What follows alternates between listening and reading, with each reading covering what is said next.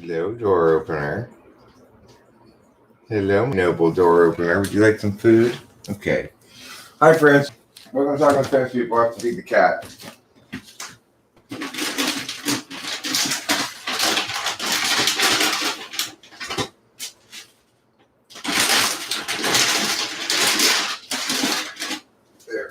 There you go, cat. Anyhow, I want to make a video called The Worst Job for Each Type. But before I make that video, I have to make a list of the 16 types and put down the name of the job that's the worst job for each of them, right? So that I have it organized ahead of time before I make the video. So I thought that I'd ask the internet people of the world to assist me in coming up with what would be the worst job for each type. I'm going to make a little table here, document, so I can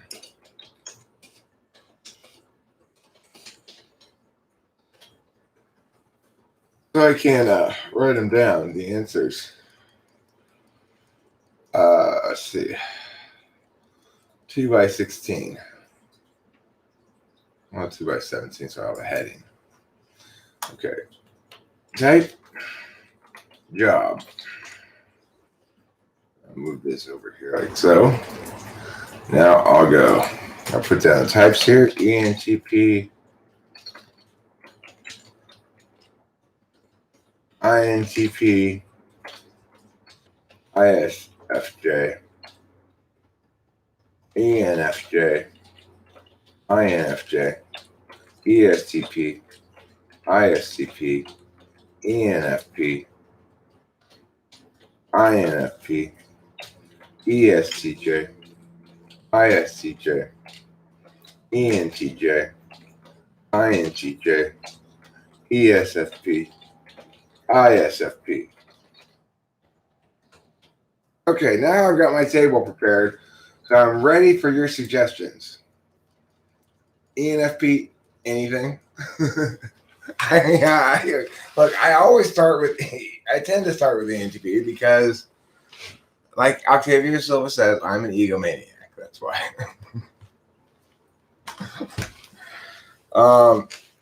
Trauma counselor, ENTP. That's a good one for ENTP.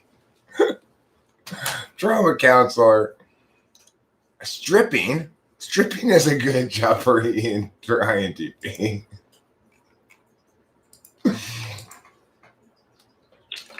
Trauma counselor. That's perfect for ENTP. INTP. What's a job that requires a lot of initiative? General laboring. ENFP, anything. ISTP, healthcare giver. The funny thing is, my doctor is an ISTP, and he's a fine doctor. I think ISTPs make great doctors because they're smart and not creative, which is exactly what you need to be a good doctor. INFJ, bomb diffuser. Why would that be a bad job? TE polar, yeah. Okay.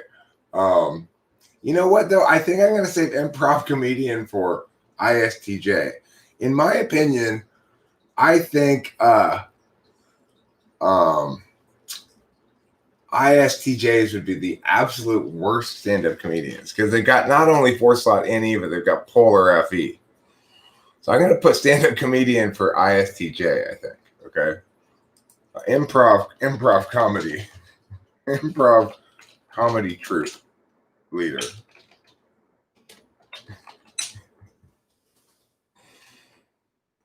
Okay.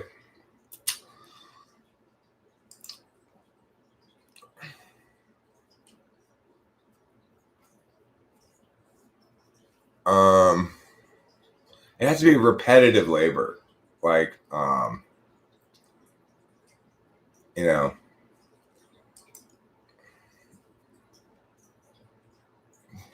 factory line factory line product control checker.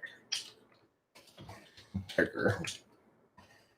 used to like look at each product going by and to see and pull out the ones that are bad, you know? That's a bad job for an INTP. That reminds me of the time I worked at the leather factory. The absolute most painful job I ever had was working at the leather factory. And the reason was it was so goddamn repetitive and boring.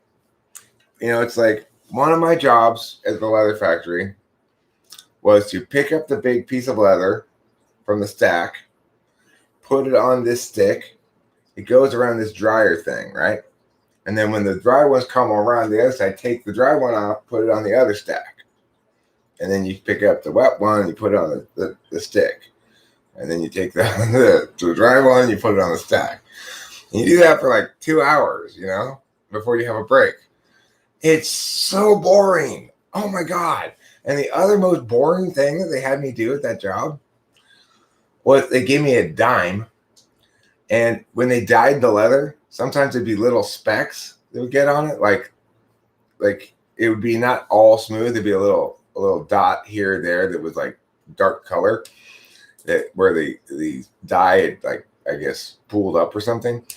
And so you had to scrape it off with a dime. I had to go on these big pieces of leather and scrape off the little things with a dime.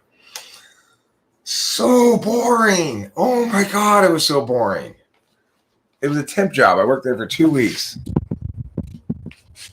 They wanted me back, and I was just like, no, I'm not. I'm sorry. I just cannot go back there ever again. A place was a nightmare.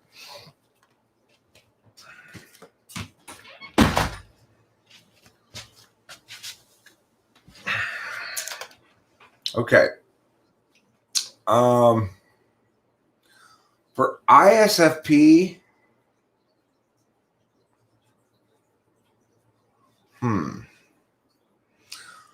okay, I think INFP, I'm going to put down drill sergeant.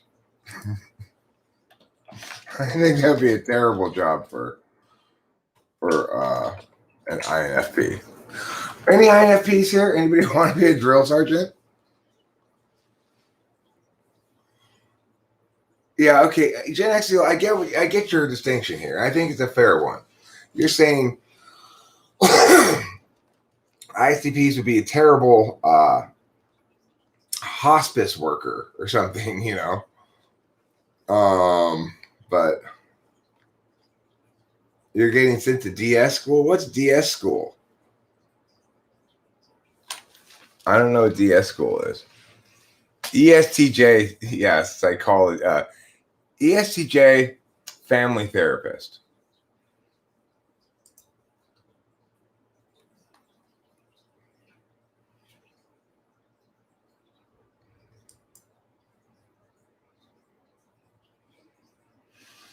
Let me think. What did my dad really hate? ESTP, special needs educator. You know, they're actually pretty good at that. I mean, I have a lot of history in the field of special education, and ESTPs are kind of common in special ed as one-on-one behavioral assistance. So it's like if you got a kid who acts out in ways that are kind of violent sometimes, then you stick them with the ESTP like cool guy, and then like the kid wants to be like the cool ESTP, and it's weird. ESTPs are really good at getting bad special ed kids to behave themselves. So INTJ customer service.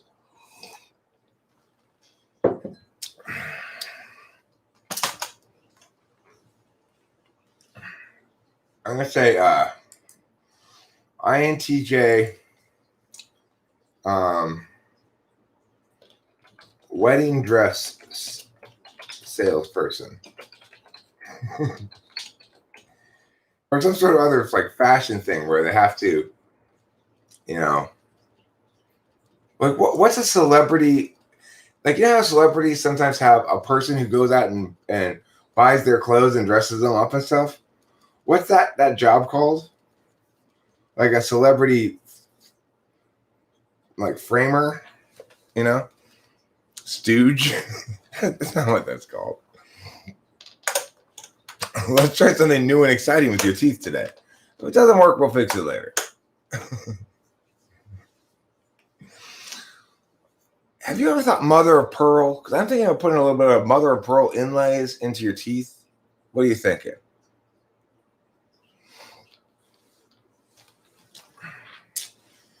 I'm saying they would be good at styling them, but their style would be terrible. They do a very good job of styling them badly. That's what I'm saying.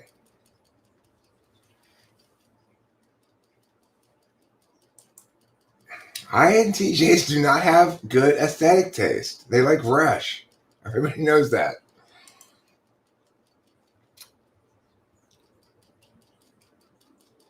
ENTJ.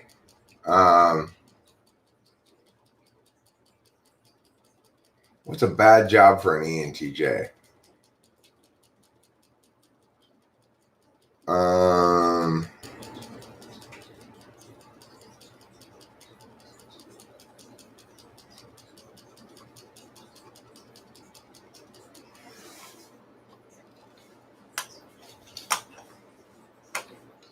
What is a bad job for an ENTJ?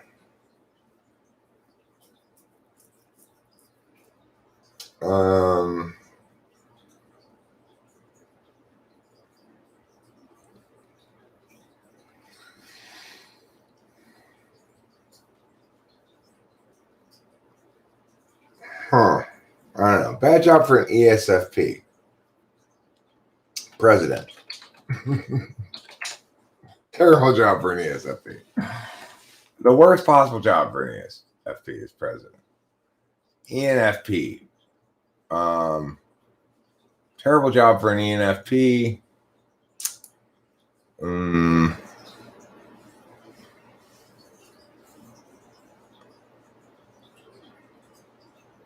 Anything leaderless where they can be criticized. ENTJ would be a super shitty historian. You know what ENTJ would be? It would be a nightmare. If an ENTJ were born into, there's this tribe of people, or not really a tribe or whatever, but on some islands where they're well aware of all of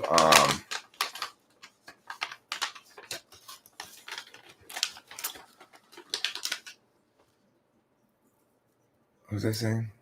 I got distracted by something.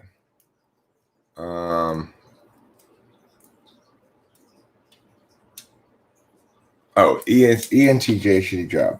So there's these tribes where like they're really anti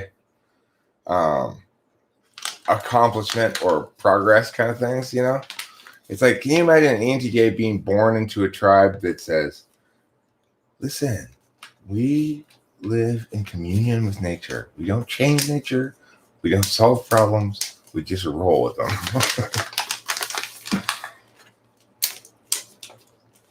Professional bed tester. Professional bed tester is a pretty good one. I might use that one.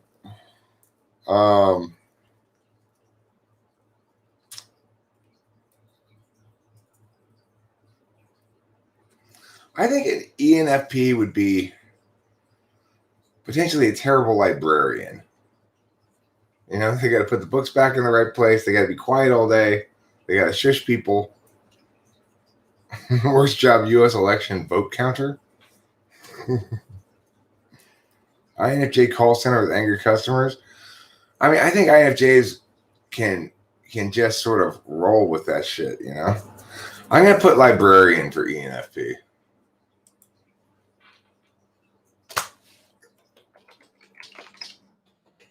It requires no new ideation, no talking, and just managing existing resources.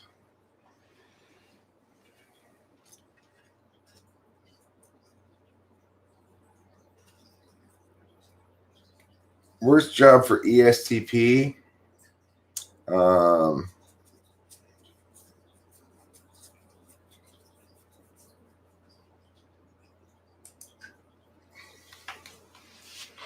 ESFJ interior designer. I mean, they would love that job. This is really supposed to be. I'm going to change from president to lawyer, because it's like somebody said here. The job is supposed to be the job that the type hates, not the job that we hate the type to have. So, like,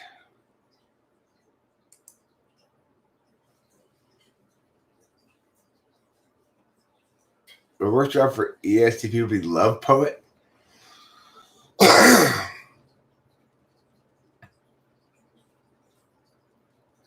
What's the most unemployable type?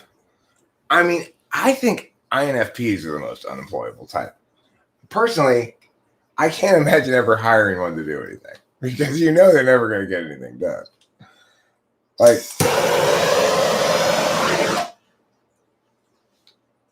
we're dealing with this place, Sunrise, where my mom is staying, and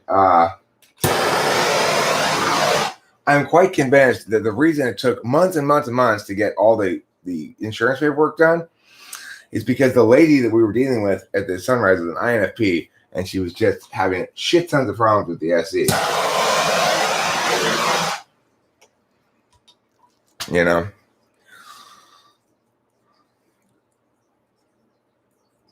Okay, so ESFJ software engineer. I think an ESFJ's worst job would be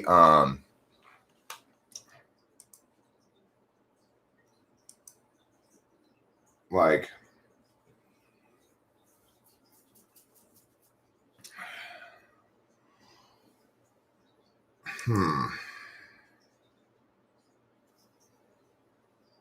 right, something in isolation, like the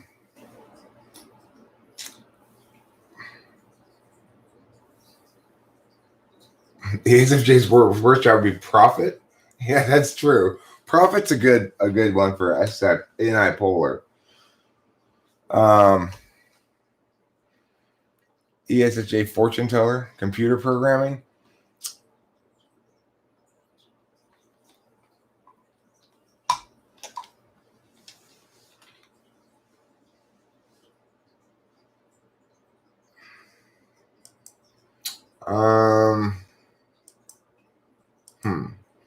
Worst job for ISFJ is I'm gonna make them bomb diffuser. Fly has to die.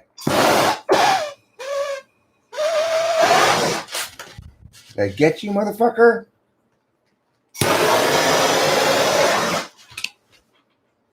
Fucking fly! You keep landing on my foot. ENFJ.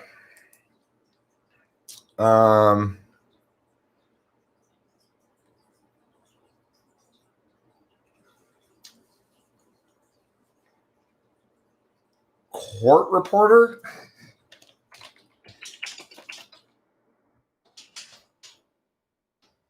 That seems like a bad job for an ENFJ. INFJ. Bad job.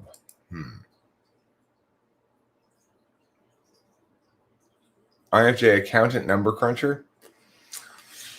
Accountant is probably not a great job for INFJ.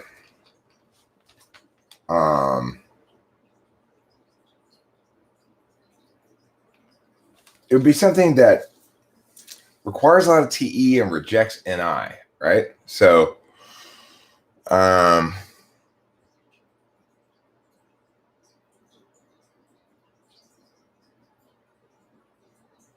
like a bureaucratic hoop jumper. insects blow torture is not a good job for an ENTP. Well, that's why I burned my foot a little bit. Database manager?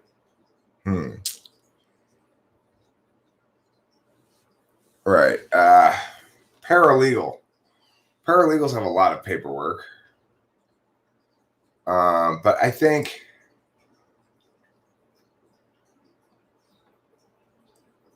maybe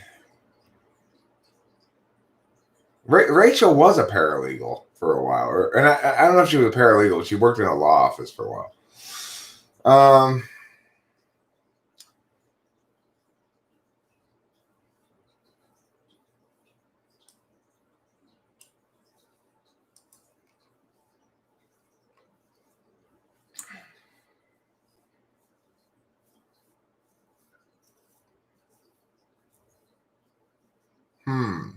I'm not sure about that one. ESTJ, worst job.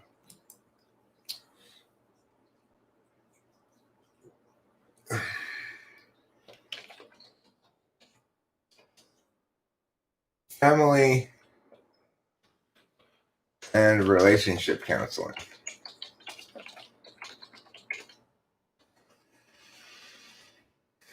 Worst job for ENTJ.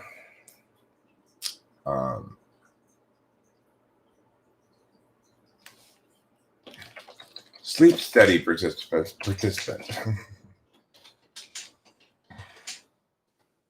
You just need to really rest a lot. You're a sleep study participant. Worst job for ISFP.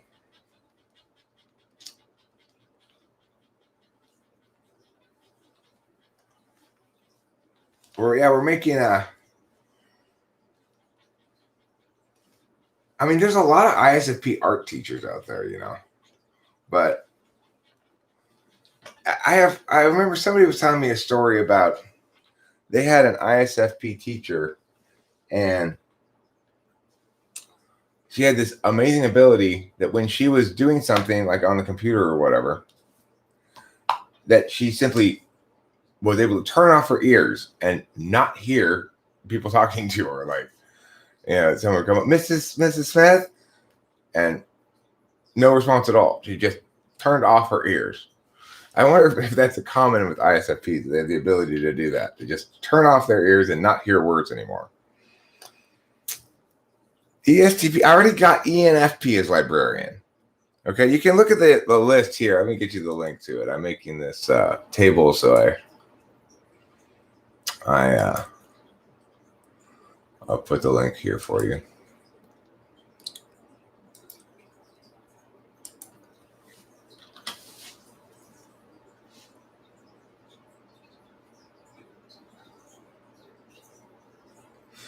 I mean, I don't think all ISFPs are artistic necessarily, but I think that they all feel it's important that they render their very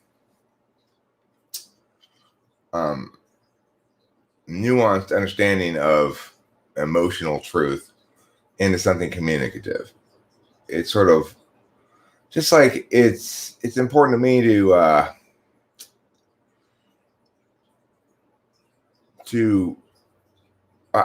I seek feelings in a lot of ways, It's like I really like watching media that makes me get all emo and stuff.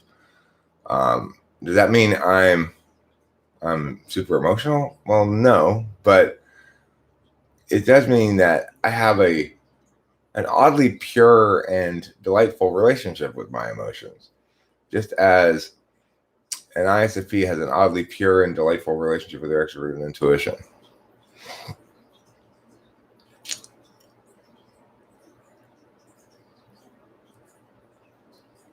I feel like I got another poop coming on. Oh.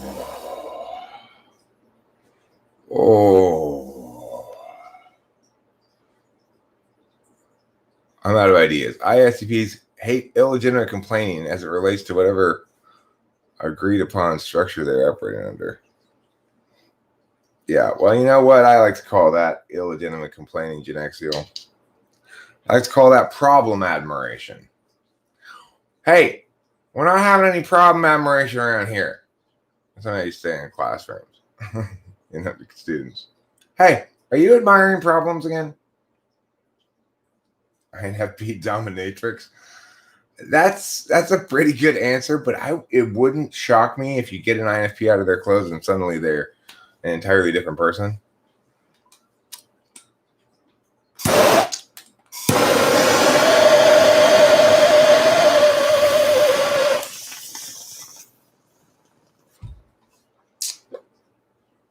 You know, in fact, I'm not pissing off everyone. I'm pissing on everyone.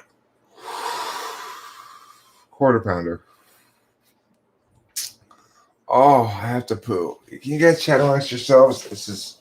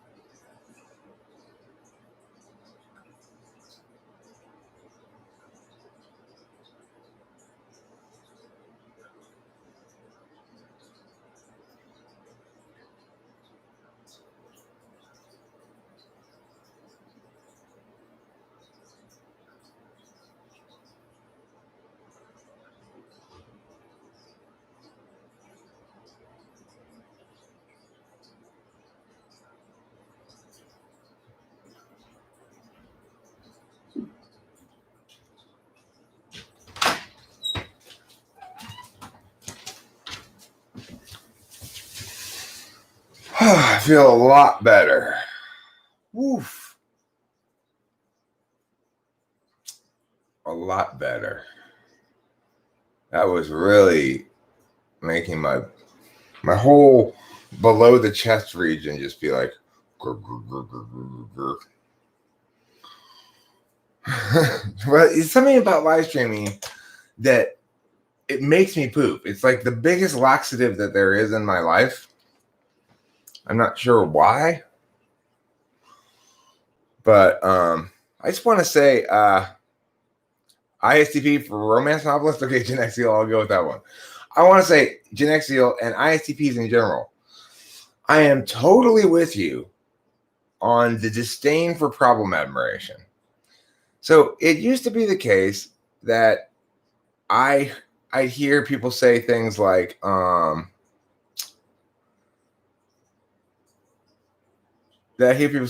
listen, you don't need to always solve your woman's problem. She really just wants you to commiserate with her and listen to her. She doesn't want you to solve it.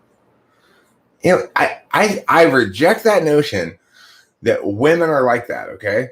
Because I do not accept the fact that that's okay, right? It's like,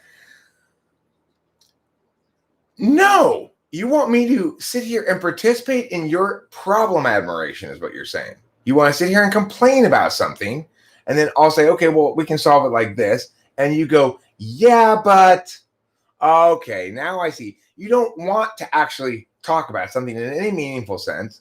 You just want to admire the problem. So when I try to solve it, you just ignore what I say. Yeah, but I'm busy admiring the problem. Join me. No, fuck no. I will not join you in admiring the problem. And I do not accept that that's just a men are from Mars, women are from Venus. Bullshit. Most women I know don't do that either. You know, it's like, it's not an acceptable other way to be. That's just being a problem admirer. So there's a little sass for you this morning. Sorry. Gen Xio, after his thing that he was saying before, I went and approved it. I saw it on Twitter. I was thinking about it. And I was like, yeah, fuck that noise, you know? Women are from arse. Women are from penis. Everybody's from penis. That's how we make people, with penises. Okay, so I am going to put down romance novelist for ISTP.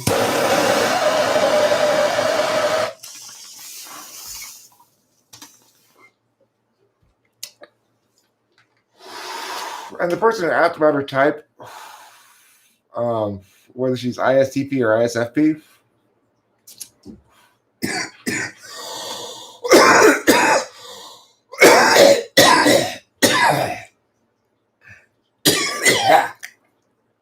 sorry.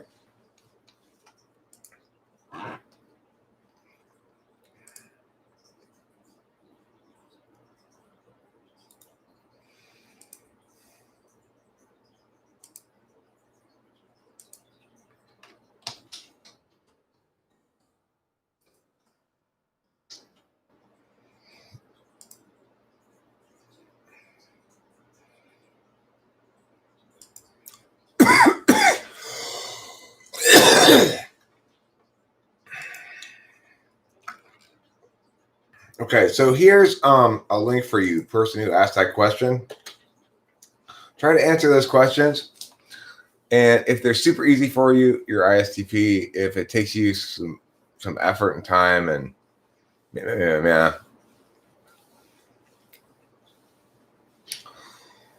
Stuart Johnson asks, when I talk about action, deliberation, knowledge, interface being about information flow, what does flow mean? Well, I'm saying that on the map level, anything abstract or conceptual is an object. So what I mean by flow is, if I read something, then I am causing that information to come into me. I'm getting it. If I am talking, I'm causing information, data, to go out of me. I'm putting it. If I hit my TV with a baseball bat, I'm putting information as well. But it's not really information. It's, actual physical force. If I'm realizing I have to poo, I'm receiving information, unbidden. Well, for example, I've never seen the city of Walla Walla, Washington. I have no idea what it looks like. But I do have knowledge that it exists, and I have knowledge / belief that I would be able to access that data that exists in the world, namely I could go there and look at it. So the thing is, when data goes into me, what that means is I'm seeking specific information. So right now, what I've done is I've read your comments and I've incorporated your questions into my identity. I've made them a part of myself by reading them. Now, how big a part and how persistent a part, that's dependent. But I could have skipped it and not read it. And then I would have chosen not to get that information and make it part of my identity. How can you spot an FI? I'm not really good at spotting FI. I get to FI by eliminating FE and by eliminating TI, All right, so let me write that down. I'm trying to get this thing done. So romance novelist for ISTP.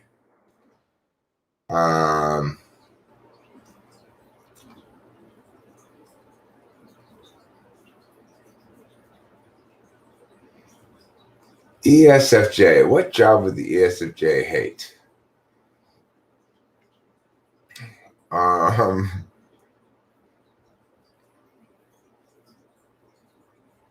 Let's see. Like,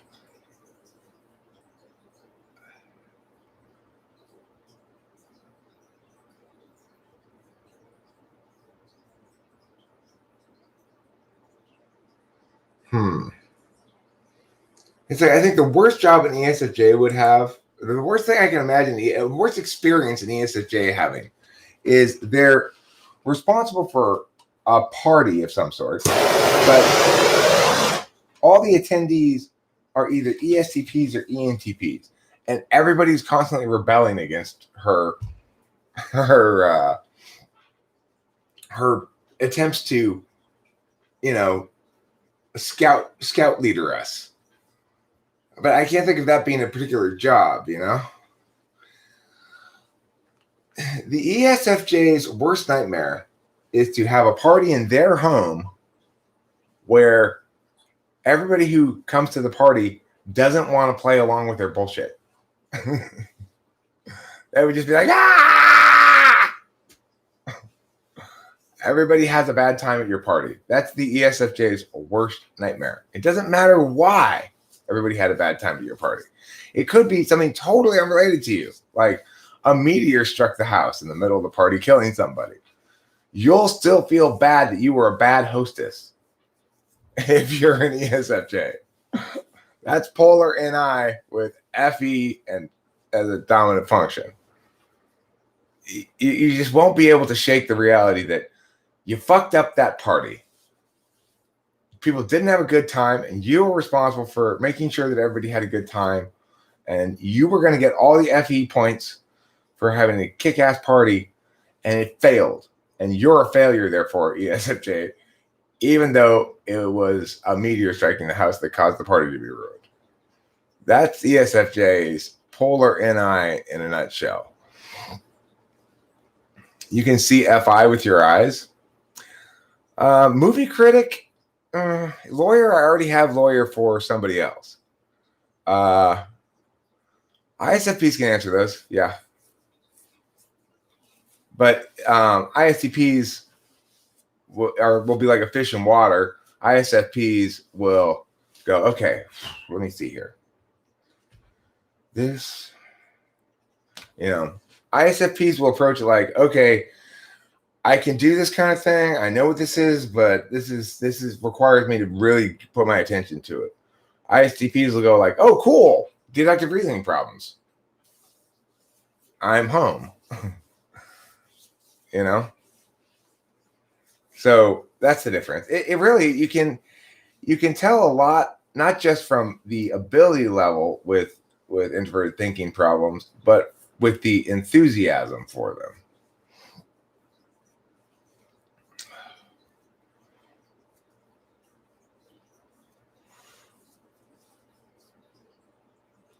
Well, like I said, there's receiving information That's from your own sustained knowledge base, whether it's NI or SI, okay?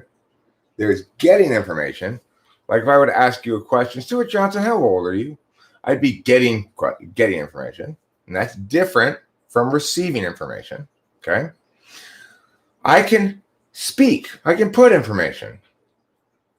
And I can engage with you in a conversation where we're both actually talking rather than text and voice. Where you can interrupt me and I can interrupt you, and we have to manage the interface functionalities of that. We can't assume our turn to put information is guaranteed. TIFI?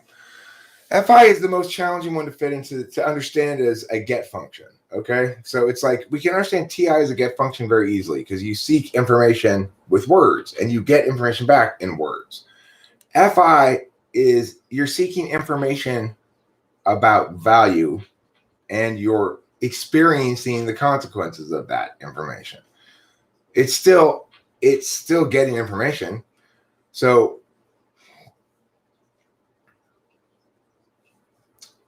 it's just getting it for a different reason. It's getting it because of how valuable or not valuable it is, rather than because of how right or wrong it is. Read your 1047 comment. Okay, it's not 1047 for me, but I did read that. It's 947, right? So the thing you said about having a belief that you can extract info from the outside, what is this having a belief part? I'm not saying you extract info from the outside. That's like saying you're removing information from external. I'm saying that part of being a conscious being is engaging with the world as though it were information. In other words, if I'm attending to something, I'm making it both real and informational. Whether I'm looking at it, whether I'm saying it, whether I'm remembering it, whether I'm intuiting it, whether I'm deliberating it out, or whether I'm feeling it, I'm still attending in some fashion. Now, there's lots of stuff around me that I'm not attending to. And in that regard, I'm not making it part of my ontology. The first thing to remember, Stuart Johnson, is a human being ontologically is an expression of agency through time and space.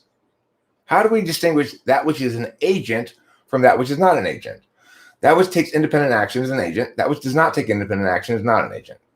So what we're saying then with cognitive functions is the quality of agency, which we call independent action, is really a quality of attention. And that we pay attention or take independent action in multiple different ways as expressing a being. So as I go through my life existing, I am both just an object thing in the world that's doing stuff, and I'm an entity who's creating a self and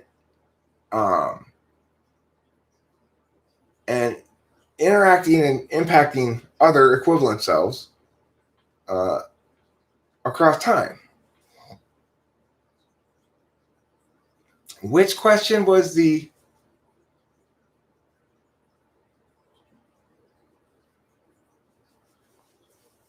I said that you extract information.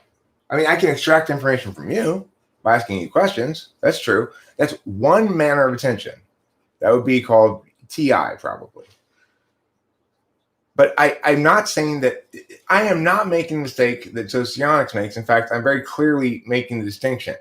Socionics makes the mistake of saying that an intentional manner is necessarily attention metabolism, is information metabolism. I don't say that. I say that things become information as individuals attend to them, which is true. And that some information are pieces of knowledge that are embedded ontologically that are received unbidden. So nevertheless, that's also a form of paying attention that renders something into both real and informational. Objects of attention are information because you're attending to them. But remember that they're not all outside of you. You have objects inside of you too, inside your head.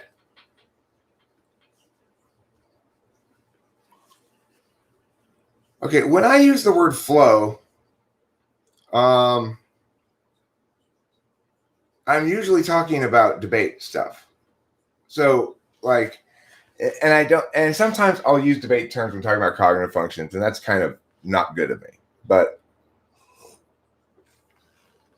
in debate, the flow refers to the record of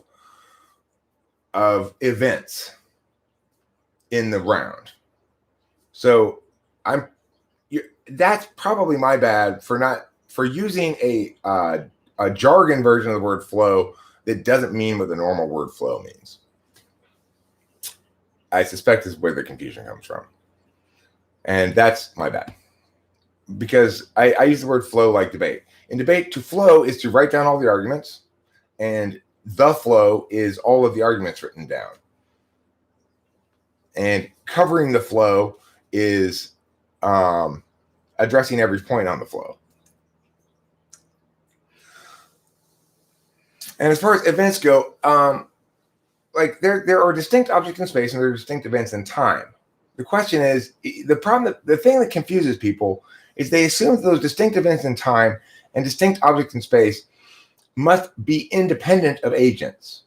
But in fact, it's the process of being that creates distinct events in time and distinct objects in space.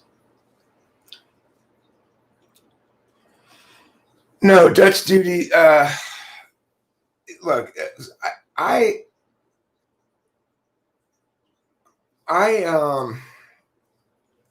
have a lot of materials that I made for when I taught critical thinking and logic classes.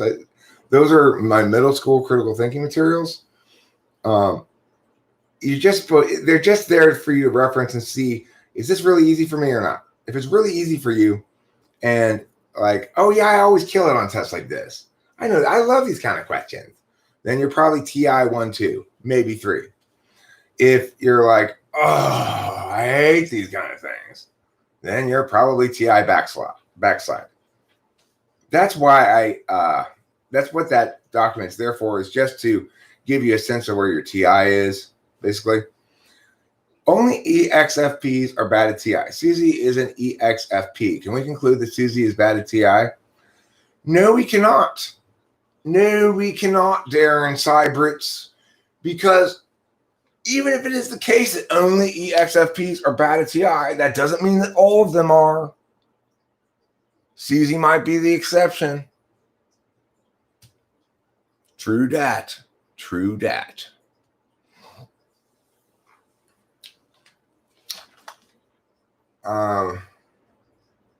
Press secretary.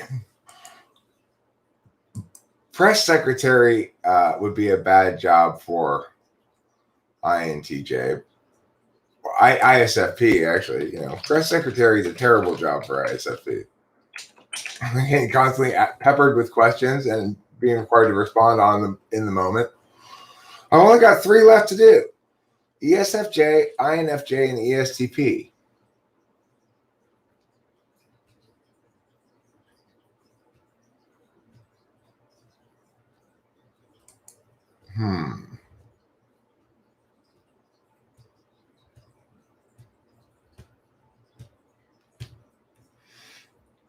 Well, like what I'm doing right now. And extroverted, in the simplest sense, extroverted intuition talks, extroverted sensing does the other stuff. So it's like we can talk about this all the time. How much of this document here is extroverted intuition and how much of it is extroverted sensing? Extroverted intuition is all of this talking that we've done. Extroverted sensing is me making the table, putting the headings, putting the 16 types there, and then writing in the answer when we come up with it. So it's like the total amount of attention, for example, the total amount of attention that I'm giving to extroverted sensing versus extroverted intuition, much more extroverted intuition, but it's the extroverted sensing that makes it meaningful. Okay, FE is an interface function, which means it's a different it's a different focus of attention. When I am extrovertedly intuiting from my TI with my TI, remember these things work in pairs. What I've done is I'm saying, I want to put the answer, or I want to get an answer. And it's about those answers. If I am framed through extroverted feeling, it's not about that process. It's not about the words. It's about the people. So I may use extroverted intuition by talking and putting information on the external field. But I'm getting information somewhat differently.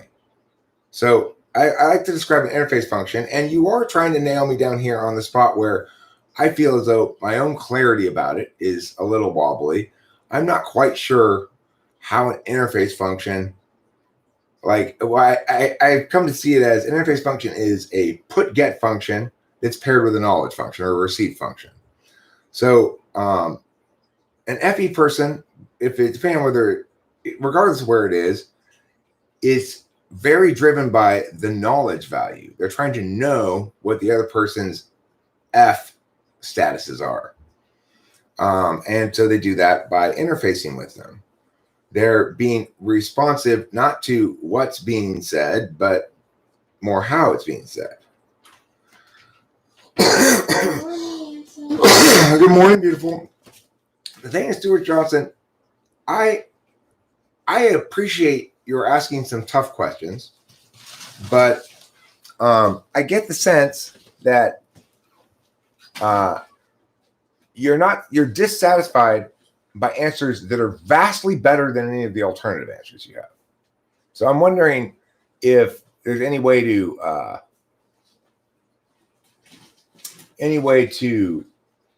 satisfy you that I have meaningful answers to these questions, or more meaningful than anybody else's. The thing is, of course, it is a map. Remember, Stuart Johnson, it is not the territory. So if you're going to say, hey, you say that's water, but it's not wet. Well, that's because it's blue on a map. It's not actually water. It's representative of water. You can do that forever if you want, but you're not making any meaningful point. Maps are different than territories. I didn't say you were claiming anything. I didn't say you were. Okay? I'm saying you don't seem to be satisfied, which is different. So,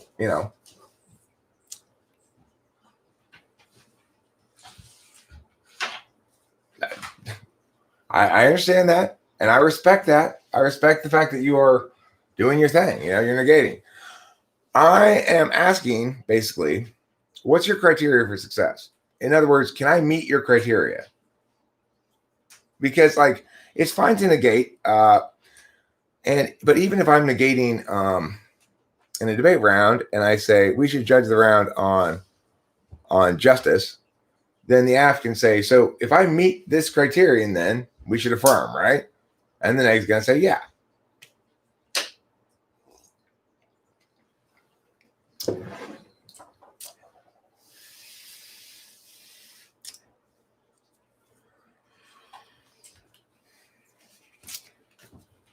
So what I'm basically asking you is, what's your criterion for thinking that I've successfully sustained my affirmation? If there's no means by which I can successfully sustain my affirmation, then you're not really negating. You're just being contrary.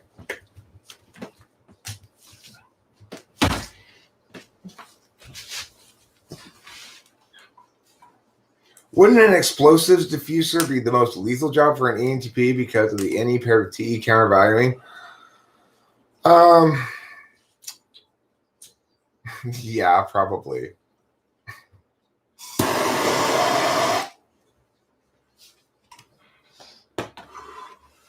Invention tester. Best job for an ENTP, YouTube rambler. I agree with you, Watchman. I do too. But I will also say that the ENTP does his job as YouTube rambler best when he rambles most purposefully and least randomly. Okay, here's what I've been thinking about SE. If someone digs a hole, it's common knowledge they can't do mental work at the same time. I mean, that's not true. Those aren't, whether or not those two things are mutually exclusive depends on where they are in the stack. I certainly can, because I'm an action type. I've got action 1 and action 8. I can dig a hole and be thinking about something mental the whole time I'm digging a hole. No problem. I do it all the time. When I'm driving the car, sometimes I will be so caught up in the mental aspect of whatever it is I'm thinking about in my head that my autopilot misses the exit I'm supposed to get off of. I still don't crash the car. So that's not the case. Whether or not two attentional manners are exclusive of each other, proportional, inversely proportional, or whatever, depends on where they are in the stack in relation to each other.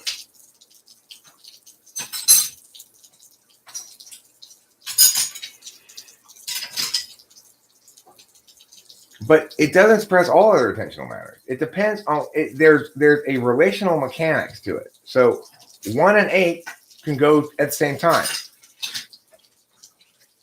One of them gets largely put on autopilot, but nevertheless the attention's being paid. So there's a difference between what you would call stuff that's both willful and intentional, and stuff that's simply intentional.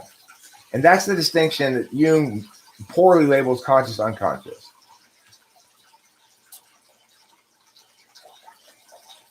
Sure, yeah, right. So it's like my extroverted intuition is working all the time with introverted sensing mostly, and with extroverted sensing some. And what that means is when somebody asks a question that I've answered before, I know what the general answer is, and so I present it to them. I don't try to make up a new answer because I'm trying to explain something that I believe to be more or less complete-ish, in its understanding of things. I'm not questioning the NI of it. I'm not trying to ideate new things out of it. I'm trying to make it clear that this makes the most sense. So I'm naturally going to be referring to my SI plenty. My SI and NE are switching back and forth like this all the time. Okay? Just like you're saying. They're not happening at the same time. They're switching back and forth. However, that's because they're both willful and intentional. They're both conscious functions. So you can't willful and intentional two things concurrently. You can willful and intentional and just intentional concurrently. That's like driving and thinking about something at the same time. Walking and chewing gum, What is Joe Biden's type? Demented. Demented, suffering from dementia. That's his type.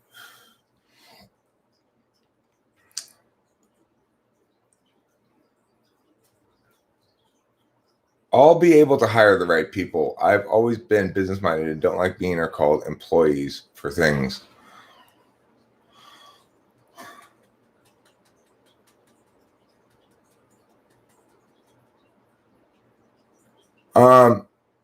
I mean, if it occurred, it would be non-willful.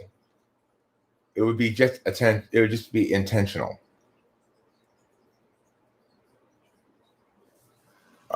I mean, the thing is, as far as rapid switching back and forth between backstack functions goes, I haven't ever thought about it. Okay, it's like you're digging into the area that I have left to the INTPs to finish figuring out. Like, what exactly are the relationships? I've got 1-4. I get the way that 1-4 work, and I get the way that 1-8 work. In terms of that mechanics, but there's parts of the mechanics I don't really have figured out yet, and I don't really plan to. I put it this way: I'm extraordinarily confident with the way I've got things understood because I've typed so many people, and these things, pair up or as values or counter values or whatever so consistently. It's really remarkable. It's like yesterday. I think because I know him so much from the chat, and because I know he's watched so many sessions and stuff. When I typed that guy, I just went with my gut and said, well, he seems so extroverted. He must be an extrovert. So, ENFP. But my tests and all my questions and stuff said INFP. And I didn't trust what I already what I already knew. I went with my NI atypically. And of course, he was an INFP. That's another example of like, again, even when I think I found a problem here, this contradicts what I'm saying, it turns out it didn't. And once again, the fact that the person was an INFP, that's why they had INFP style TI. His TI was very 8th slot or 3rd slot. You know, it's like they're about the same, 8th and 3rd. You know.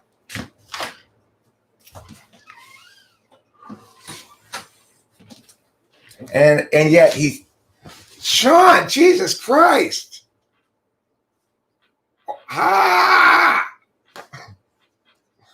Rolling in with thunder. Jesus Christ. Thanks, man. Oh, wow. You see, it's like I just wanted to, I don't know, something about that guy when he emailed me. I'm like, because he emailed me and he's like, Sean wants you to type me, but I can't really afford it. And I don't know. I just like, okay, fuck it. I'll just type him. Whatever, it doesn't matter. I'll type him for free. I'll type you for free, no problem.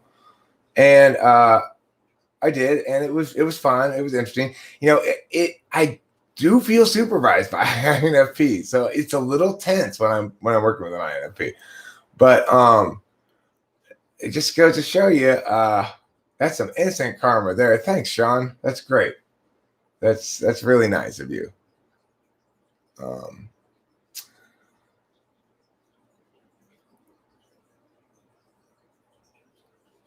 I was, you know, and I was just saying here how I like that typing because of how it stands up for what I'm saying in general. Like both, I was willing to go, even though this isn't consistent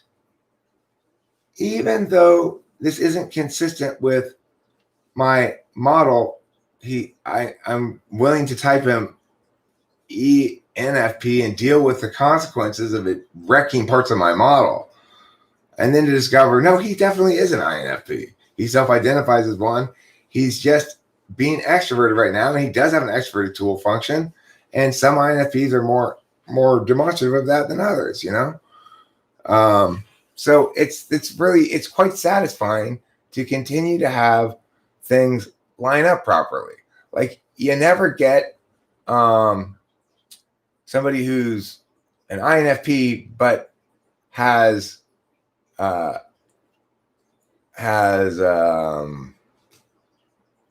great concision. You know, it just doesn't happen.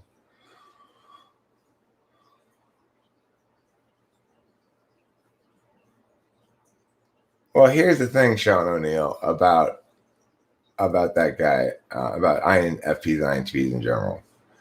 And this is something that when I was dealing with Horse Mumbler, I am determined next time I hang out with Horse Mumbler, I'm going to apply what I have learned. Okay. You have to be very patient. Give them the time to stumble around here trying to figure out where they're going and let them finish saying it. It'll be worth listening to. But because of my FE, my gut thing is if there's like a part of the conversation that seems like it's stalling out, then I'll jump in to try to make it interesting again. But that's not being fair to INTPs and INFPs at all. They're trying to say something that's made up of so many different words, and they're trying to get the heart of it, but they themselves couldn't get the heart of it without getting all of this stuff first. So they're assuming you're not going to be able to get the heart of it without getting all this stuff first too. So you have to be very patient and let them dig smoosh their way around to where they're going. And they do have great things to say, worthwhile things to listen to, but you gotta consciously, willfully listen more and more patiently.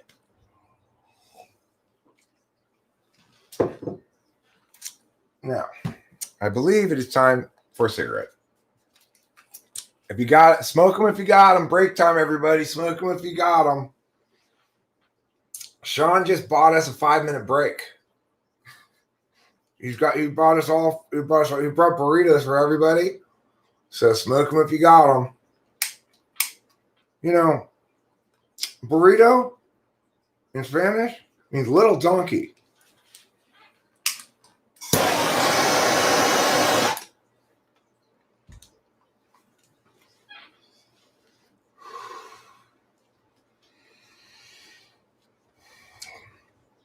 Okay, well, in terms of the put function is simply saying, well, on the metaphysical field, it's putting information out, putting words, making a media object, for example.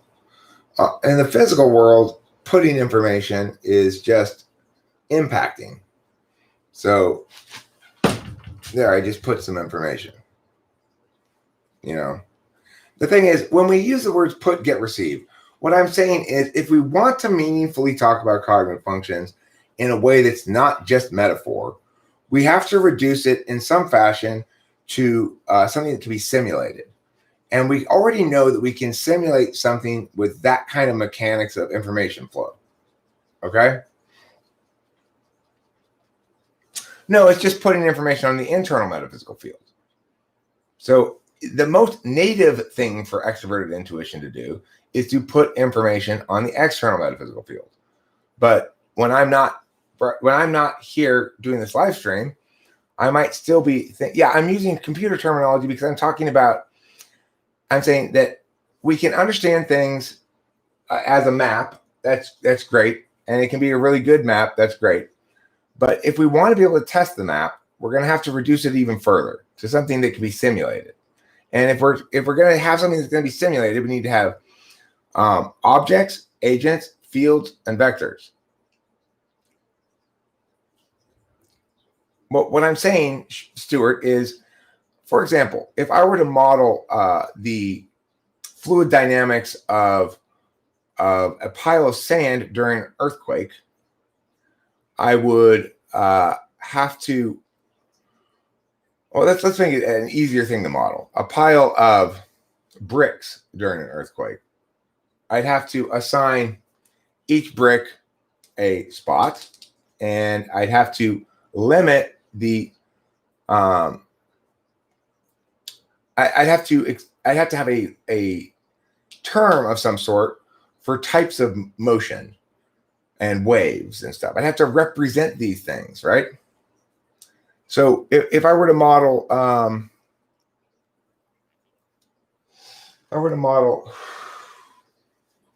how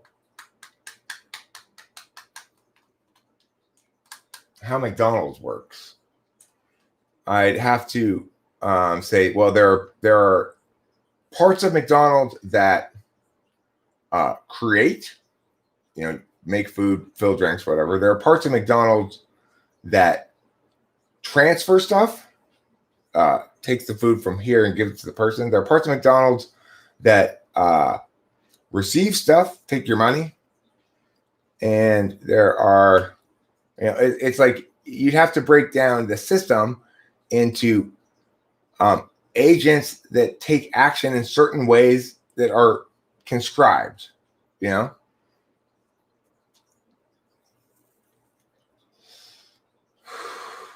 Sure.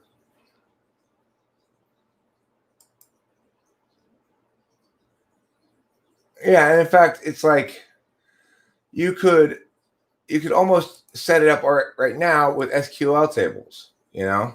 SQL tables, you can treat it like a turn-based card game. You lose the actual fluidity, but for example, I have this thing called Function Rummy, which is not quite done. They've got a lot of things that are really great ideas that are not quite done. But if Function Rummy is a game where it requires you to have at least 4 decks of cards and 4 players, but ideally it would be done with 16 decks of cards and 16 players. Okay, and each deck of cards has to be distinct from the other decks of cards because you have to tell whose cards are whose. So you can't have two decks that are both blue with the same pattern on it or something. Anyway, and then there are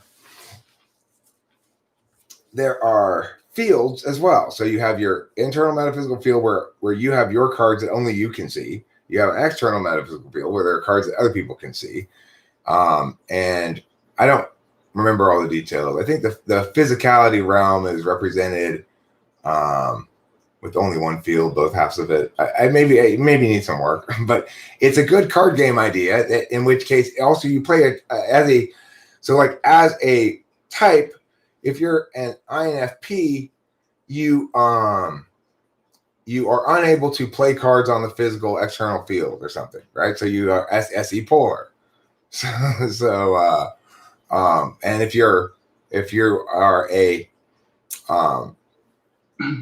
you like the cards on the external field may be put face down, but anybody can look at them unless you're NI polar, in which case you can't look at them because you don't know what they are. It's like that idea, you know? So I think that we're well served to try to understand cognitive functions in ways that are reductive, admittedly reductive, but that can functionally give us a good understanding of whether the engine is on the right track or not. You know, does it sim out like you'd expect it or not? Sean, what questions or thoughts did you want to raise? Well, first, just thank you so much. Like that, it was so great, you know, because I love Chris. I introduced my brother, you know, like we both like the guy, and like I never get to see that about him, but I get to see so much understanding in him, and just, you know. So you know that you've talked to that guy on other occasions, is that right? And I never got to see him be that way with me, you know. And so that was awesome. That typing last night was great, and so I told him I would pay her to get typed. But like, did he just pull trigger behind me kind of thing? Like, you know, like, okay, whatever, right? Whatever it is. Okay, let me just say something here to these people in the chat as far as SQL.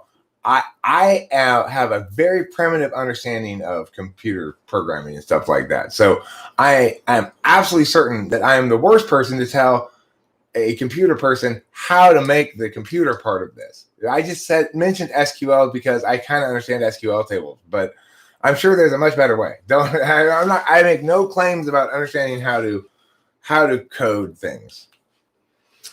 Okay, so you, Sean, you talked to that guy before, right? Like you talked to him. We're hanging out, man. Like we're hanging out for hours and stuff. And like, I mean, I never got to see that. All I see is the choking, you know? And I'm like, come on, man. I'm not gonna hurt you. Like, fuck. That's what I'm saying. Like, I'll be like really patient, soothing, but every time I give any little, you know, SEFE attending, it's just setting him back. Now I didn't know. Like he's got so much there that he can like release. Well, because see, straight north to south to me when I'm talking, he understands what I'm saying, and I'm used to this actually in Japan a lot. You know, like I was there 11 years. You know, so like for me that's very normal. But like I feel like I can calculate. He's very valuable to me, a rich soul. He understands what I'm saying really well. It helps me learn. You know, like just be able to bounce ideas. But he just very limited. Well, I suspect that it's an FE thing, as it has been for me in the past as well, where we want to make sure that the conversation is moving smoothly, and there are occasions when INFP or INTP deliberation will look like there's sort of a stall out in the conversation. So we want to jump in and make sure it's still going, you know. The clean demonstrative NI. I'm only seeing clean demonstrative NI only, because that's the only time he can pull a fucking trigger. Like with me, it's always like all these idiot things, and he's like, can't, like, he's got to praise everyone with his FI value, the smorgasbord of idiot shit, and I'm just like, where are you, bro? It's like, so it's like I can't, you know. And it's like, why? And then one like demonstrative NI thing will come out, you know. Like it's very so. Okay, so Stuart Johnson here asks, okay, NE produces information on the external metaphysical or internal metaphysical field. 1, can it do it on the external physical or internal physical? 2, how is that different to NI coming up with ideas or TI processing ideas or having such parser output? So the answer to the question is extroverted intuition is putting information on the external metaphysical field. But it can be the case that like the example I've always given, which is the time that I got myself slapped and my glasses got slapped off my face and got run over by a car. Which is, there was this big guy who was in a USMC like wife beater. I shit you not. He got out of a little car and he was just Captain Roids, you know, just like, bah! And I saw him walking over towards me because basically he took my turn at the stop sign when I should have gone. He went instead. And whatever. I didn't even do anything. I just sort of looked at him, like, what the hell? And he pulled right over. It was like, like, you know. So anyway, I was like, well, fuck that. I'm not going to drive away if you're going to be all like that. So I'm like, what? And, you know, I stayed there in the car. He got out of his car, he walked over to me. And I said, are you going to use physical violence? Which is a TI question that's based on my NI ideation that says, any ideation that says, or NI realization that says, I think this guy's going to come over here and hit me. So the answer is, I used extroverted intuition and put information on the external metaphysical field as a means of stopping his behavior on the external physical field. However, that was the wrong response. So by the time, and then he paused for a second, then he started walking towards me again. I just repeated the question. My extroverted intuition failed me. And the next thing I knew, he was walking away from me. I had been slapped. My glasses, my Ray-Bans were on the street over there. And I was like, what? What the fuck just happened? You know? And then I watched this lady who'd been watching the whole thing, and she was at this stop sign, look at me, look straight ahead, and then just run right over my glasses. How sad was that? That might have been the best possible outcome, you know? Like, he only hit once and run away because your FE is like saying with TI subtext, you're a monkey, right? You're going to come here and do some monkey shit. And then he does it, feels like a monkey and runs away because he can't handle that humiliation. Like, his subconscious make him do it, right? But then, like, he can't stand to even be there and recognize what he's done. Well, I called the cops after. The thing is, I was so like, you know, I am not a censor. So that means, and I do not have SE in the front stack. So everything's slower than for somebody that does. By the time I realized, like, you know, I just had thought through the thing, I only got part of his license plate down. And I was too busy, like, looking around at everybody who was watching this going, did you see this shit? Did you see what just happened? You know, I was too busy doing, like, FE checking. Mm-hmm. So, okay. It's still more closer to real time than like Opherlin. Like, he would talk to you and like you do the NI clip and he doesn't need to say what you just said. He's going to say what he understands, and then he's kind of stuck and like still says automatically those words that he had conceived to say, and then continue. It's kind of fun. Did I go to college? And if so, what did I study? I did go to college. I studied English. I was an American literature major. And I was not a good student. It took me 5 years to graduate. I probably graduated near the bottom of my class. But I did graduate. The 1021 question. Okay, so if any is putting, what is it putting? Where is the put generated? Well, the thing is, again, you're misunderstanding what attention is. Attention is being an agent in the world. So, in other words, where is the put generated? My being comprises the capacity to put, get, and receive information as well as to interface. So, in other words, where's the pudding generated? The pudding is me. It's not generated. It's me attending, paying attention. Pudding is a representational word we're using at its most maximally reduced binary level so that we can simulate it, some semblance of it. Remember this.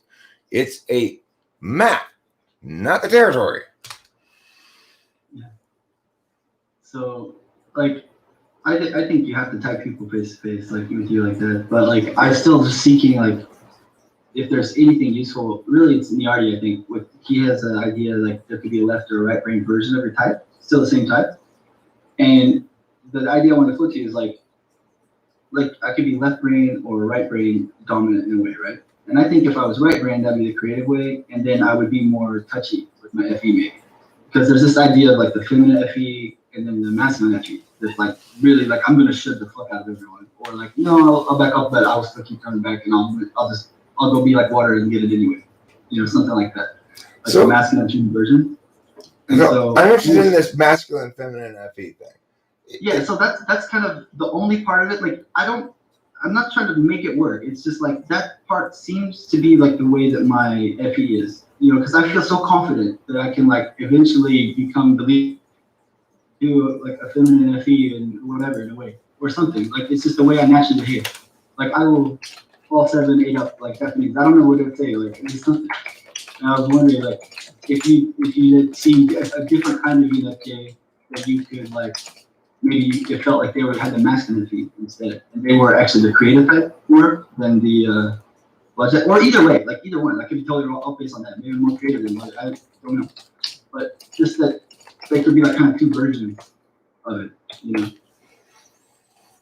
It's kind of theory with Niardi too. I mean, here's the thing about FE, masculine or feminine. I think it correlates more to stack placement. Like my FE is much more likely to be the, shame on you, you meh, meh, meh, because it's like the respond to criticism thing, right? Like I don't take it seriously if someone says I'm rude, right?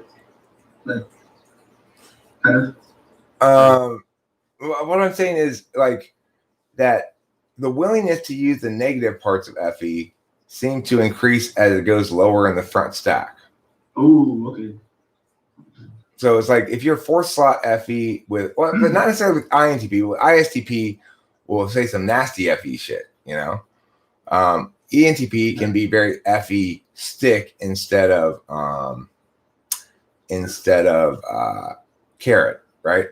But I like this YouTube channel is in large part me learning to employ more feminine FE and less masculine FE, and realizing that masculine FE doesn't play well. Like, schooling the shit out of somebody generally doesn't make people like you and think, oh, you're cool for schooling the shit out of that person, right? It usually makes people not like you. Yeah, feminine FE is the way it goes. Like, that's how you get inception, just like initially. Like,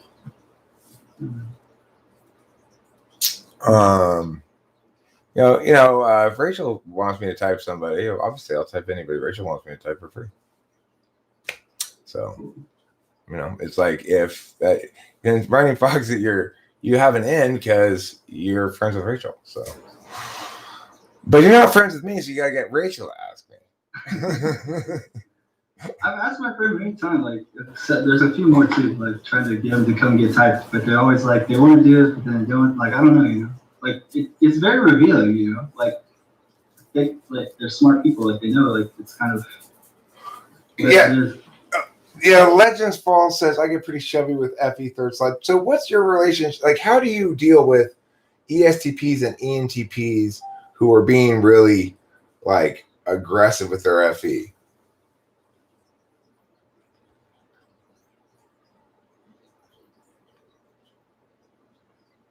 Sean? Oh, me? What? I said, how do you deal with ESTPs and ENTPs when they're being really aggressive with their FE? If you were in a group of them, if they're men, it's really easy. Yeah. How do you get them to stop being like that? Like if it's you can like SE. I have SE a lot too, and military and just being poor and Appalachia, whatever. Right? Like SE is really not ignoring thing for me. So I learned how to fly early. I have a presence in a room. Like people that's SE high enough, they're getting a crowd sense. Like you do a pecking order check as males without even speaking, and we establish like who is like not fucking around, So it's like that's usually not a problem.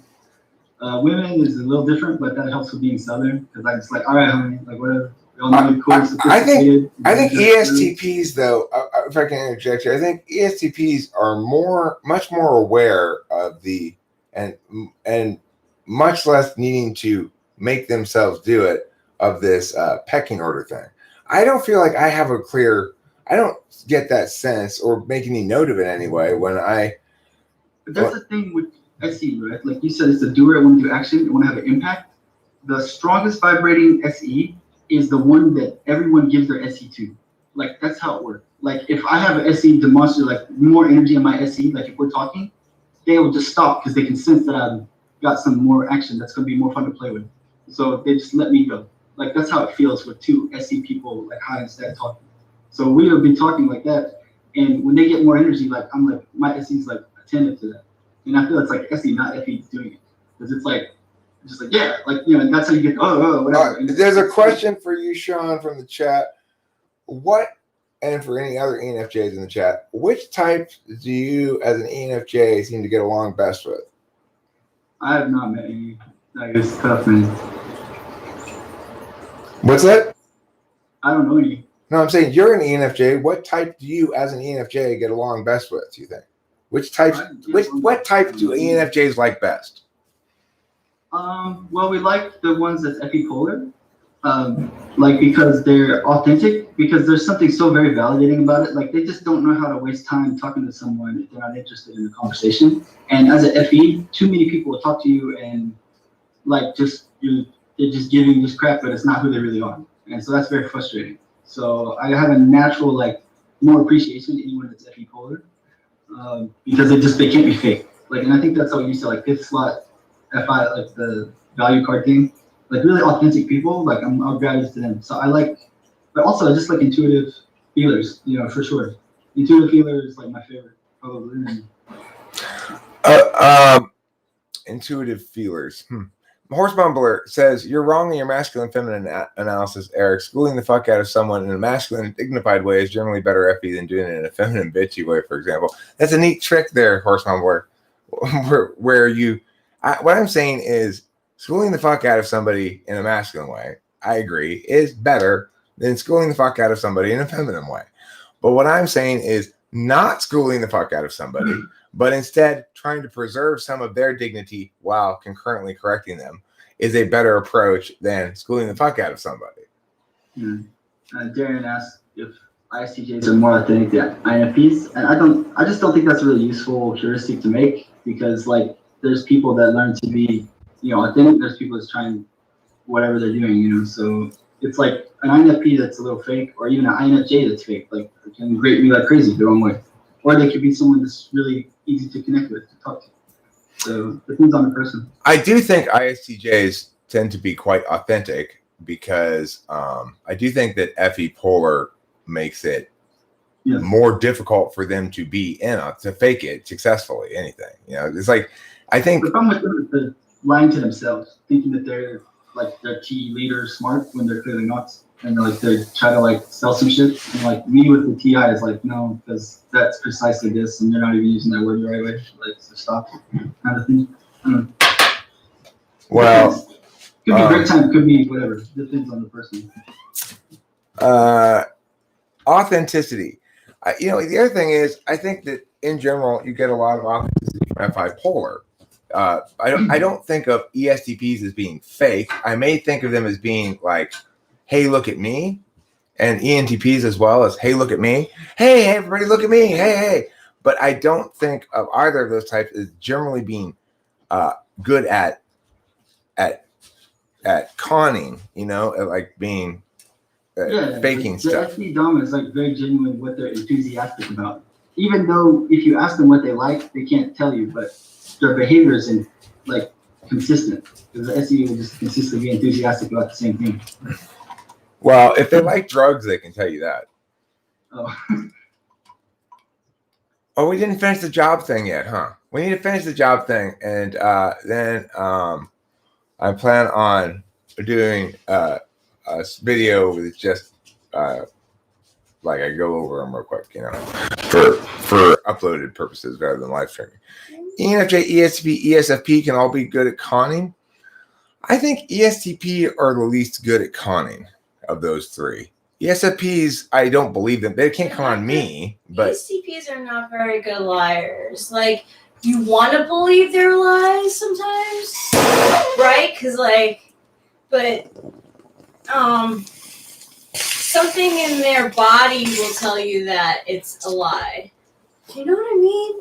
I think both ENTPs and ESTPs, but it's maximally represented in ESTPs have this thing of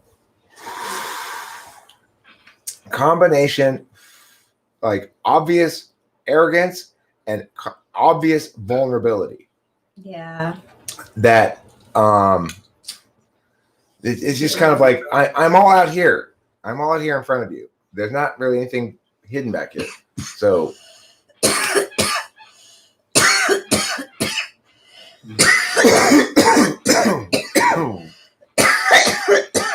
Their feelings. Okay, now ESTP feelings come out when they're drunk.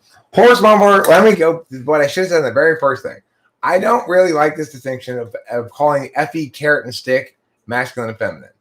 I think I like to call it stick and carrot better than masculine and feminine. So horse mumbler, you're gonna win on that grounds for sure. But boy, you're a stickler, aren't you? Could you help me with the concentrate? Of course.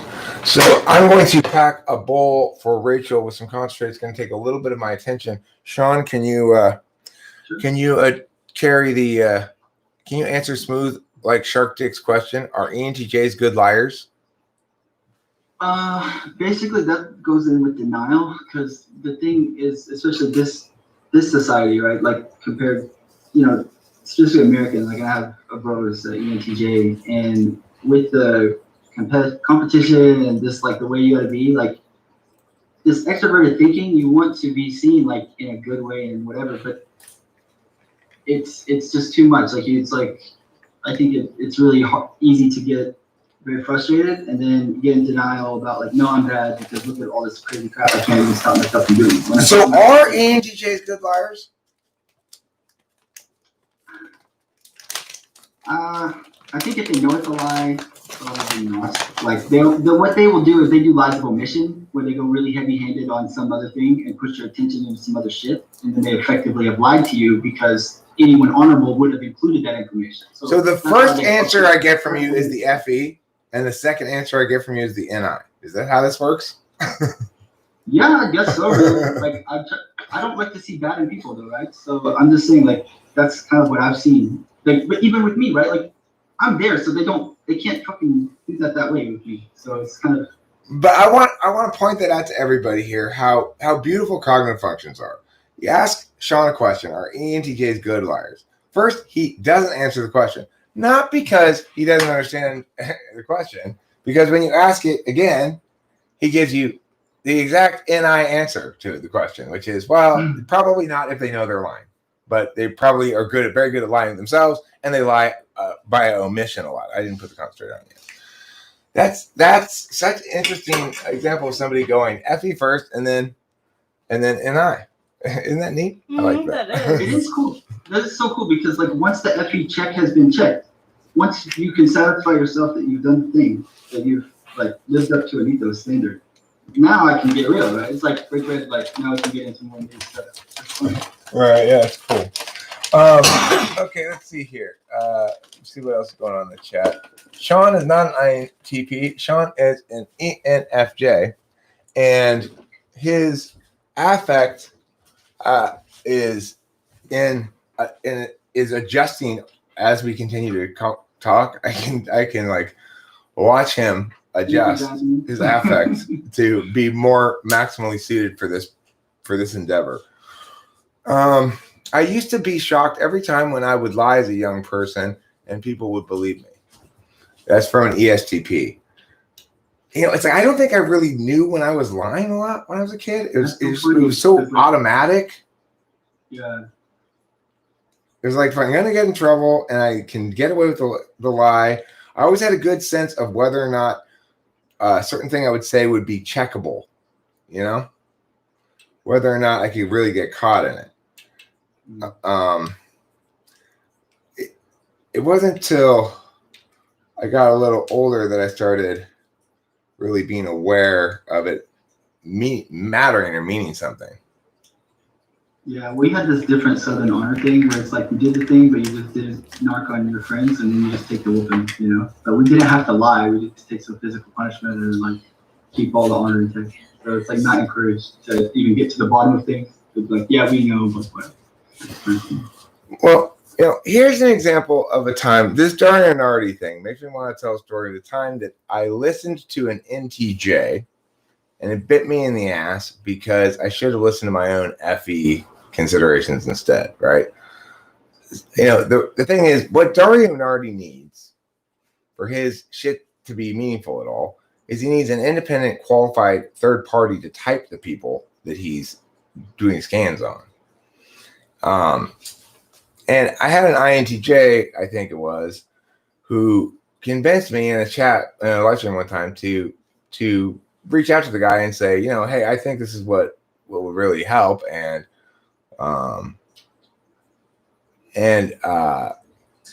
But even as I was writing, I realized this is just going to fail utterly. I said,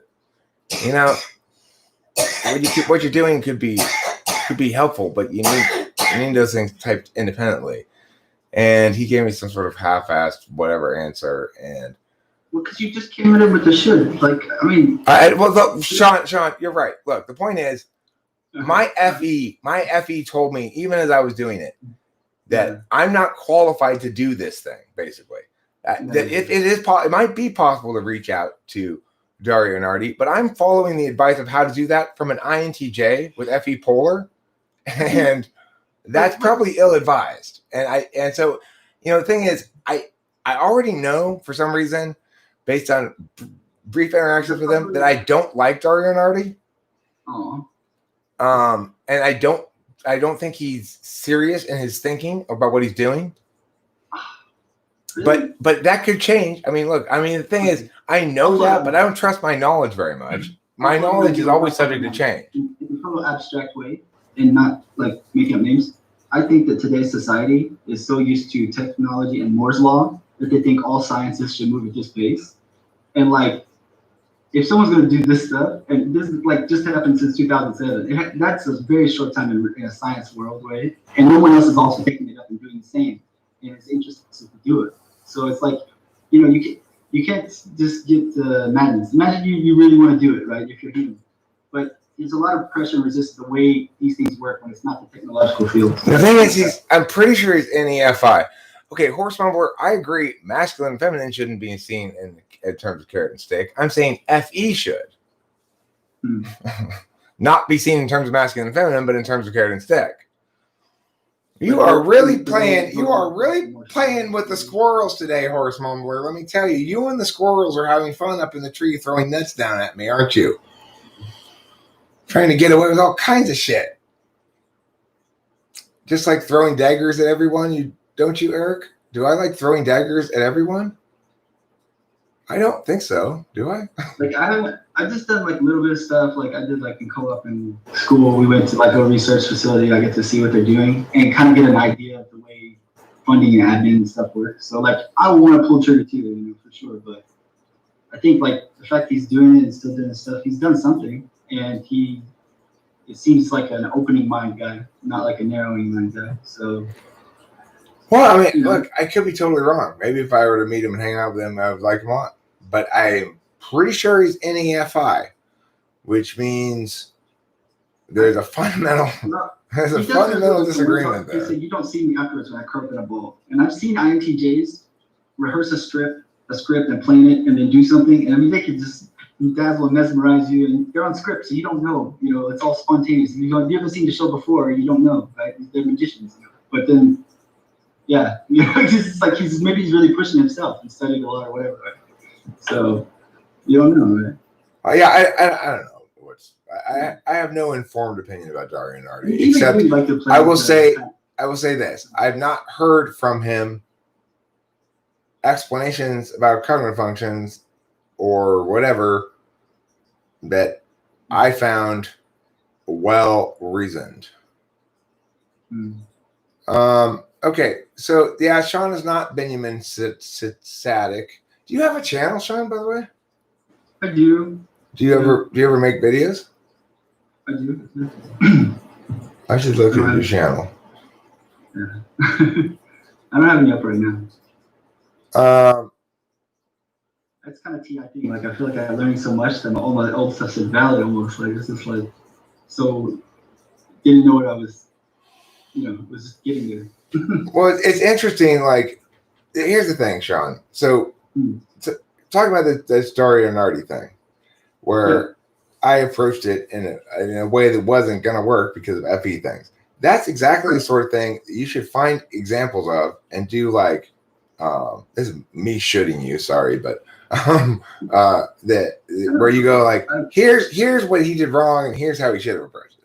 Yeah, of course, but I also know that I've been in that situation many times, right? And shooting the fuck out of people, and even I get them to believe it, and I get negative repercussions for them because I overwhelm them with my positivity and shit, and they knew how the system worked, and they go in and like, oh wait, why did I do that? I knew how the system worked. I got fucking pushed by some ESFJ. It was like, yeah, you can do anything. It's like, no, you can't, man. There's, it's just not. It's not the technological side of science. They are very old school. They're very defensive. These psychology major guys, like they're very, you know what I mean? Yeah. He's not the old guy in the chair yet. He's only 50, and that's because it's that field. Like that's how it is. Zandy. Cool. Like, but wait, Sean. Look, Zandy's here, and she's wearing her Thanksgiving outfit. I am so proud of you, Zandy. You went out. You got that leaf pattern dress, and you got that crochet cape and those crochet gloves and the big green boots and the bowler hat, and here you're looking absolutely seasonal. Sean, did you get purchased? You're doing this on purpose because like she called me some flattering name yesterday. Like I was like, oh, okay. I don't even know another ENFJ in my life, except my brother. Yeah, Zandy is another ENFJ. Zandy's another ENFJ. I hung out with Zandy briefly in Sacramento. I said, hey, Zandy. And she's like, hey, it's Host Eric. We should go get some lunch. And we did. And her then man was there, and Rachel and I were there, and we took some pictures and stuff. But guess what? Since then, Zandy and her man have split up. Why? Because he was FE Polar. He was ISTJ, right? I don't think ENFJ can be with ISTJ forever. That's INTJ? ISTJ. That's conflictor type. I just looked it up this morning. ENFJ, ISTJ, that was your relationship, right, Zandy? Yeah. I don't think that's going to work. ISTJ, they don't have the deep understanding. Like, it's not the same. They just affect the crap. Like, and my SE is better than their TE, and it's not going to, they don't have a place. I've been with them, and then they leave me because they couldn't teach me anything. They're like, I'm not growing, like, or only I'm growing, you're not learning anything from me. It's like, yeah, but you can't teach me. So, Cloud, I want to be with Rachel. I do not want to be with Zandy. I'm not interested in anybody but Rachel. At all. Rachel is my life partner for now and forever. Yay! Thanks, babe. That makes me feel so happy. Of course. We were born to be together. Yeah, we were. Literally, I really do believe that you touched down in New York and then boom, sperm and egg. But here's the thing. I want to make sure that everybody knows I am always in favor of people from Talking with Finnish People getting together with other people from Talking with Finnish People. So I would like to see somebody around here get on Zandy. I would like to see that for sure. And discover, like, one day I'm in the live stream and I open up the autonomy room and there's Zandy and Darren Siebritz is sitting on Zandy's lap. And I'm like, oh my God, Darren Siebritz and Zandy are together. And you're like, yep, we're here. Oh my God, we met on Talking with Finnish People and now we're humping. That would be fantastic. I love that. I love when that shit happens. Yeah. Me too. And if Darren Siebritz lives too far away, Horselover is just in Arizona. That's pretty close. We can do that. I didn't go last time. The ISTJ women I met, we wouldn't work. They come to me for advice. I have friends like that. They come for me advice, and then they go and they do it, and they like report back. But they're never like, we wouldn't work together because they want to control me. Like that's in my experience. Like my friends that ISTJ women, like they are controlling the other guy. Like they just think the T is better. So I think if I had to be in a wrong relationship, I could handle being with an ISTJ woman. I don't think that would be a nightmare for me. I was just looking it up, okay, because I was they're very. older than me, man. Like I went into a deep hole of the royal family and yeah, it was. I was like, you know what, fuck, this is just too close right now. I just gotta go to bed and wait till the morning. And it's still yeah. There's a little bit of tension with T and TI, like where the T system works, and I agree, and it's great, and I understand it. But when the new information comes, since I have the understanding, okay, we need to utilize this new information, like, and we can tweak this one tweak. It's like the old system's not failing. Why would you do that? Like, sorry, no, I did this. You're coming and you're destroying my humanity by. Stop destroying my humanity. Yeah, it's like it's too much. It's so personal for them. I'm like, TI is not personal. We have the information to do it, man. I'm like, what the fuck? Change the system. Tweak it, make it a little bit better. Sharpen the edge. Like, you know. All right, I want to put this thing on here. We'll be able to listen to it. Hopefully, Chris Chapman won't copyright violate me. Let's put this in here. Hold on, put it in the autonomy room and put it on. And let's listen to this thing. This is Chris Chapman singing Crazy Little Thing Called Love, I believe. I just want to say. Yes, Darlene? I just want to complete my thought in that we think that Meghan Markle is an ENFJ and possibly Harry is a ISTJ, which would make sense because they are conflictor types. So, of course, like, the media can eat that up all day because I'm sure they're having a lot of stuff that people can talk about. Conflictor types. Thank you for asserting and pushing through and getting what you had to say said. And I'm sorry for not letting you finish naturally. It's okay.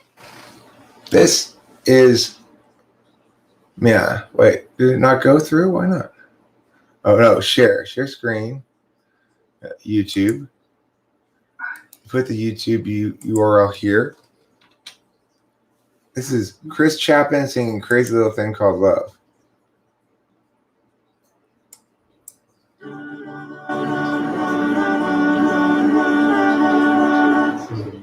This thing called love, this thing called joy, can't handle it. This thing called love, called love.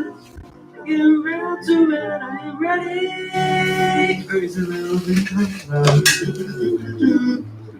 Oh, this thing called love. Oh, it cries like a baby in a cradle all night. It swings, it chimes, it shakes all over like a jellyfish. I kind of like it. Crazy little thing called love. Nothing goes my baby. She knows how to rock and roll. She drives me crazy, drives me crazy. I know I'm thinking Chris Chapman's not gonna copyright me. That's why. Maybe he'll get like cover of Queen thing, but that's okay. It means they'll share some of the revenue from this video with Queen or something. Whatever, I don't care. His hair used to be longer, huh? I think it's good to go ahead and just cut his hair. That was a good decision to cut his hair. He looks much better with short hair. My opinion.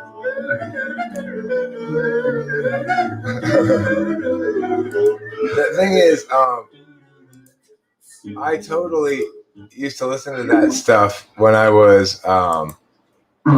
I listened to music like that all the time. Like Manhattan Transfer was one of my favorite bands as a kid. I went and saw them live in concert. And there's like 4 people and they do like vocal things like that. So it's interesting. I like the video too, the way that he's got 6 different hymns, 6 different Chris Chapmans in one video. Mm-hmm. That's pretty cool. He must have used Adobe Premiere. Okay, so here's the thing. I'm gonna have to split because I have a 1 o'clock a debate class with my student, and I have to prep the case before then. It's going to take at least an hour to get both cases ready, as possibly as long as 2. And I know I'm not going to spend the next 2 hours minute to minute on the thing, so I'm going to have to call it a stream. Have you ever experienced a left-brain, right-brain difference in ESFJ? I mean, I don't really know. I don't use that distinction, left brain, right brain. I don't think it's precise enough in what it's saying, except to say creative or logical. But I think that, I don't know. I haven't really ever thought about it. I don't use that term, and I've not really thought about it much. All right, I got to split. Thanks for being here, everybody. Don't forget to eat plenty of cheese. And thank you very much, Sean O'Neill, for bringing the thunder. I appreciate it. That's great.